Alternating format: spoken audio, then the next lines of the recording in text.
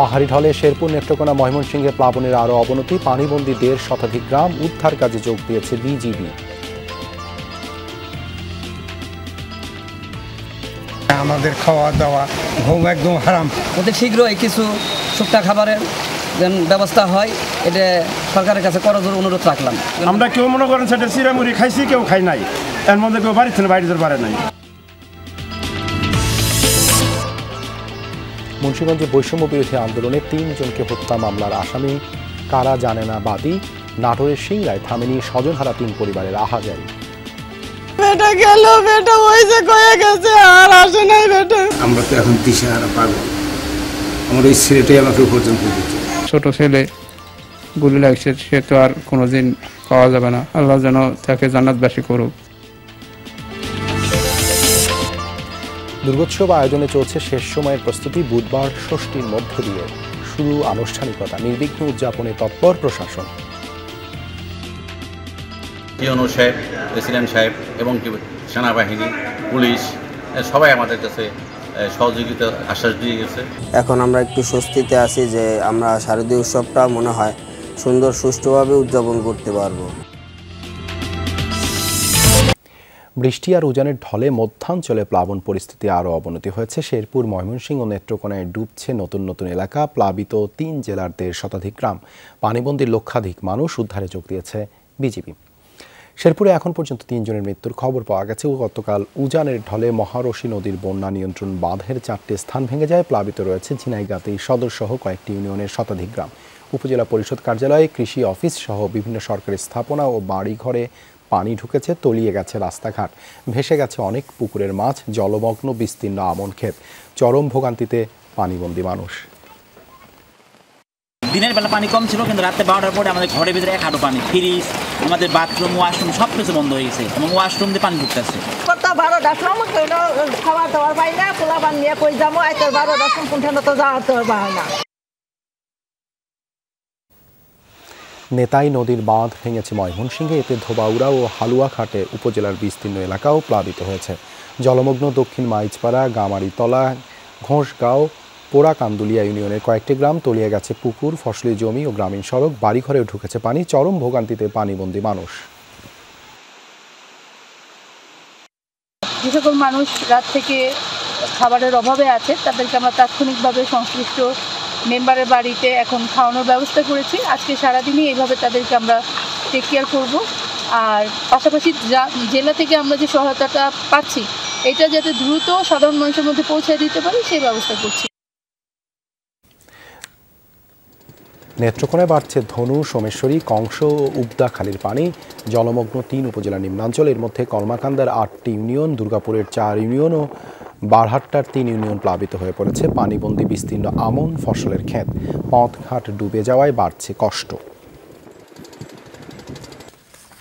বন্যা পরিস্থিতির আরও তথ্য জানতে চাই শেরপুর এবং নেত্রকোনা থেকে আমাদের সহকর্মীরা যুক্ত হচ্ছেন। শুরুতেই শেরপুরে কথা বলছি সহকর্মী আদিল মাহমুদ উজ্জ্বলের সাথে। উজ্জ্বল, পানিবন্দীদের উদ্ধারের কি অবস্থা? কোনো আশ্রয়কেন্দ্র কি খোলা হয়েছে?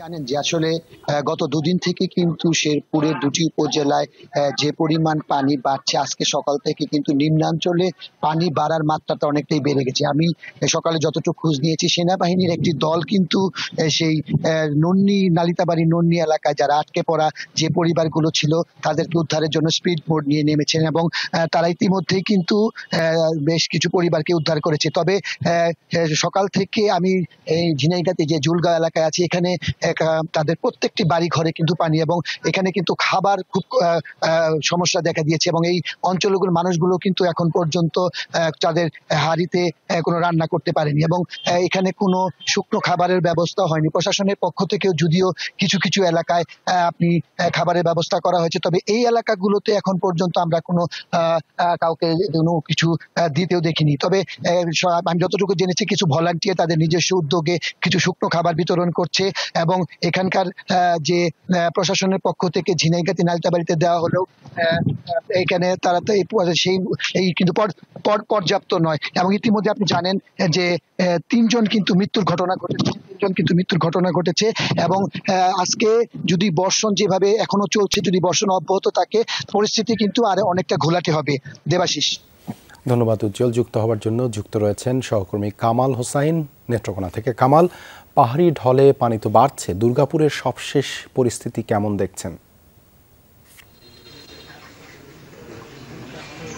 দেবশেষ, দুর্গাপুরের সমস্যা নদীর সর্বশেষ পরিস্থিতি পানি কমতে শুরু করেছে এবং এখন পর্যন্ত এখানে যে পরিস্থিতি স্বাভাবিক রয়েছে। নেত্রকোনার শেরপুর এবং ময়মনসিংহ অঞ্চলের যে বন্যা পরিস্থিতি এবং পূজার আইনশৃঙ্খলা পরিস্থিতি পর্যবেক্ষণ করছেন। এখানে আছেন ময়মনসিংহের বিভাগীয় সেক্টর কমান্ডার বিজিবির সরকার মুস্তাফিজুর রহমান। আমরা জানবো ওনার কাছে যে এখন পর্যন্ত বন্যা পরিস্থিতি কেমন শেরপুর, ময়মনসিংহ সহ নেত্রকোনার।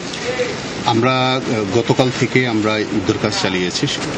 বর্ডার বাংলাদেশ যখন প্লাবিত হয়েছে তখন উদ্ধার কাজ আমরা শুরু করে দিয়েছি, এখনো চলছে। তবে আমার সকালের খবর পাওয়া পর্যন্ত নদীর পানি যেটা এটা কমা শুরু করে দিয়েছে। নদীর যে 2 পার যে ছাপিয়ে গিয়েছিল, নদীর তীরগুলো দেখা যাচ্ছে, অর্থাৎ পানি কমছে। নতুন করে যদি আবার বৃষ্টি না নামে তাহলে হয়তো বা বাড়বে না, কিন্তু আমাদের উদ্ধার কাজ চলছে। আমাদের সাথে সাথে সেনাবাহিনীও কাজ করছে। এখানে শুনছিলেন যে সেনাবাহিনী এবং বিজিবি কিন্তু উদ্ধার কাজ চালিয়ে যাচ্ছেন। এখন পর্যন্ত নেত্রকোনার সার্বিক বন্যা পরিস্থিতি স্বাভাবিক পর্যায়ে রয়েছে। এখন পর্যন্ত বন্যা বলা যায় না, নিম্নাঞ্চলগুলো প্লাবিত হওয়া শুরু করেছে। দেবশিস। ধন্যবাদ কামাল আমাদের সাথে যুক্ত হবার জন্য। মুন্সিগঞ্জে বৈষম্য বিরোধী আন্দোলনে 3 জনকে হত্যার মামলা নিয়ে চাঞ্চল্য তৈরি হয়েছে। এতে নামে বেনামে আসামি 1,500। তবে 2 মামলার বাদীর দাবি থানায় ডেকে টিপসই নেওয়া হয়েছে। আসামি কারা তা জানে না তারা। মামলা বাণিজ্যের অভিযোগ উঠছে, যদিও পুলিশ বলছে প্রমাণ সাপেক্ষেই গ্রেপ্তার হবে। সজল, ডিপজল, রিয়াজুল মুন্সিগঞ্জে বৈষম্য বিরোধী আন্দোলনে গুলিতে নিহত 3 জন। নির্মম হত্যাকাণ্ডের ঘটনায় সদর থানায় 3টি মামলা হয়। আসামি নামে বেনামে 1,500। নিহত ডিপজল হত্যা মামলার বাদী নানি শেফালি বেগম। তার দাবি থানায় ডেকে টিপসই নেওয়া হয়। মামলার আসামি সম্পর্কে কিছুই জানা নেই তার, অথচ আসামি 6 শতাধিক। থানায় নিচে আমার টিপসই রাখছে, এই বন্ধক আমি কইতাম কারা হেরা কারে কি করছে না করছে এটা তো আমি জানি না। একই দাবি রিয়াজুল হত্যা মামলার বাদী স্ত্রী রুনা বেগমেরও। অসুস্থ রুনার আক্ষেপ, স্বামী হত্যাকে নিয়ে চলছে মামলা বাণিজ্য। আমার স্বামী মরে গেছে, আমার স্বামীর লাশ বেশা মাসে টাকা খাইতেছে, এটা কি ঠিক? 3টি মামলার এজাহারে দেখা যায় জেলার শীর্ষ আওয়ামী লীগ নেতাদের নাম শুরুতে, পর্যায়ক্রমে বিভিন্ন সংগঠন ও জনপ্রতিনিধিদের নাম। তালিকায় রয়েছে প্রবাসী সাংবাদিক সহ বিএনপি কর্মীর নামও। নিরাপদ মানুষের নামে মনে করেন মামলাটি করছে, হ্যাঁ গো আমরা নাম কাটতে দিতে চাই। আর যারা মনে করেন অপরাধ করছে, হ্যাঁ গো আমরা বিচার চাই। কেডা টিয়া খাইতেছে, কেডা মামলা করলো, খালি একটা সিগনেচার করতে গেলো, এদিকে আমি আর কিছুই বুঝলাম না। সুস্থ বিচার চাই। আমাদের ছেলে কিভাবে মারছে তাদেরও এইভাবে মারুক, এই বিচারই আমরা চাই। প্রশ্ন উঠেছে এসব হত্যা মামলায় আসামিদের নাম দিল কারা? পুলিশ বলছে নাম আসলেই গ্রেফতার নয়, প্রাথমিক সংশ্লিষ্টতা পাওয়া গেলেই করা হবে আটক। এজার নামে আসামি করার বিষয়ে পুলিশের কোনো হাত নেই। তো আমরা তদন্ত করছি, তদন্ত করে আমরা প্রযুক্তির ব্যবহারের মাধ্যমে আর তদন্তের যত প্রক্রিয়া আছে সব প্রক্রিয়া ব্যবহার করে তদন্ত করে যাকে দোষী মনে করছি তাকেই আইনের আওতায় নিয়ে আসতেছি। মুন্সিগঞ্জে নিহত 3 জনের বাড়ি শহরের ইসলামপুরে। গত 4 আগস্ট বৈষম্য বিরোধী আন্দোলনে 3 জনকে হত্যাকাণ্ডের ঘটনায় কেটে গেছে 2 মাস। এ ঘটনায় জড়িতদের সর্বোচ্চ শাস্তির অপেক্ষায় নিহতের স্বজনরা। পাশাপাশি তারা এটিও বলছে এই হত্যা মামলাকে কেন্দ্র করে নিরপরাধ কাউকে যেন হয়রানি না করা হয়। এখন দেখার বিষয় সুবিচার নিশ্চিতে কি ভূমিকা রাখে সংশ্লিষ্টরা। আরাফাত রায়হান সাকিব, যমুনা নিউজ, মুন্সিগঞ্জ। ছাত্র জনতার আন্দোলনে সাফারে গুলিতে নিহত হন নাটোরের হৃদয় আহমেদ, রমজান আলী ও সোহেল রানা। 3 জনের বাড়ি সিংড়ায়। স্বজন হারানোর শোকে কাতর পরিবারের সদস্যরা। অঝোর ধারায় নামছে মায়ের চোখের পানি।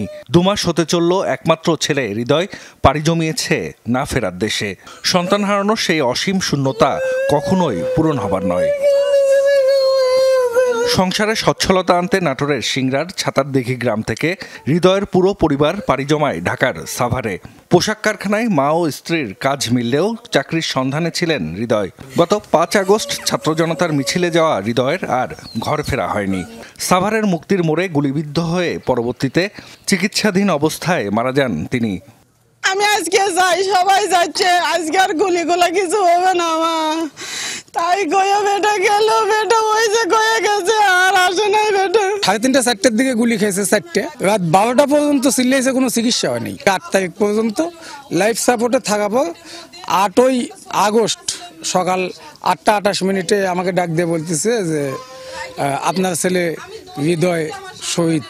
ছাত্র জনতার আন্দোলনে সক্রিয় ছিলেন সিংড়ার শাওয়েল হাজিপাড়ার বাসিন্দা এক সন্তানের জনক রমজান আলী। 5 আগস্ট সাভারের বাইপাইলে গুলিতে প্রাণ যায় তার। একমাত্র উপার্জনক্ষম সদস্যকে হারিয়ে দিশেহারা দরিদ্র পরিবারটি। বেটা চালি হারা যা, তার মা কি ভালো থাকে, সুস্থ থাকে, চাল হারা যা, তার আর মা জান ভালো নাই। আমরা তো এখন দিশেহারা পাগল। আমার ওই ছেলেটাই আমাকে উপার্জন করে দিচ্ছে। এখন ছেলেকে যারা মারছে তাদের আমরা বিচার চাই, তার ফাঁসি চাই। একই দিন বাইপাইলে গুলিবিদ্ধ হয়ে মারা যান সিংড়ার সোয়াইর গ্রামের সোহেল রানা। একটি পোশাক কারখানার সুপারভাইজার ছিলেন তিনি। সোহেলের আয় চলত 5 সদস্যের পরিবার। আমি নিরাপদ জায়গাতে আছি মা, আমার কিছুই হবি না মা, তুই পরে কোথায় খুশিনি মা, জ্ঞানজন থামুক মা, পরে আর আমার বাবা আমার কল দেয়নি, আমার সাগনি গুলি গেছে। ছোট ছেলে গুলি লাগছে, সে তো আর কোনোদিন পাওয়া যাবে না। আল্লাহ যেন তাকে জান্নাতবাসী করুক, শহীদের মর্তবা দান করুক। এলাকাবাসীরও চাওয়া হত্যাকাণ্ডের দৃষ্টান্তমূলক বিচার। একই সাথে দরিদ্র পরিবারগুলোর পাশে দাঁড়াবে সরকার, এমনটাই প্রত্যাশা তাদের। জাহিদ হাসান, যমুনা নিউজ। জেলায় জেলায় দুর্গোৎসবের শেষ সময়ের প্রস্তুতি চলছে। ষষ্ঠী পূজার বাকি দিন 3 এরপরই শুরু হবে আনুষ্ঠানিকতা। ভক্তরা চান শান্তিপূর্ণ দুর্গোৎসব। সব আয়োজন সম্পন্ন করতে তৎপর প্রশাসন। গোপালগঞ্জের বিভিন্ন পূজা মণ্ডপে এখনও চলছে রঙের কাজ। শেষ সময় প্রতিমার অঙ্গসজ্জার কাজে ব্যস্ত কারিগররা। এবছর আমি 4টা প্রতিমা করছি, আর কয়েকটা দিন বাকি আছে পুজোর। আর রঙের দাম অতিরিক্ত একটু বেশি আগের বছরের থেকে। জেলায় এবার 1294টি মণ্ডপে দুর্গাপূজার আয়োজন করা হয়েছে। দুর্গতি নাশিনীকে বরণ করে নিতে প্রস্তুত ভক্তরা। বাইরের আলোকসজ্জা বা বাড়তি অনুষ্ঠান যেগুলো করি সেইগুলো আমরা এবার করতে পারছি না।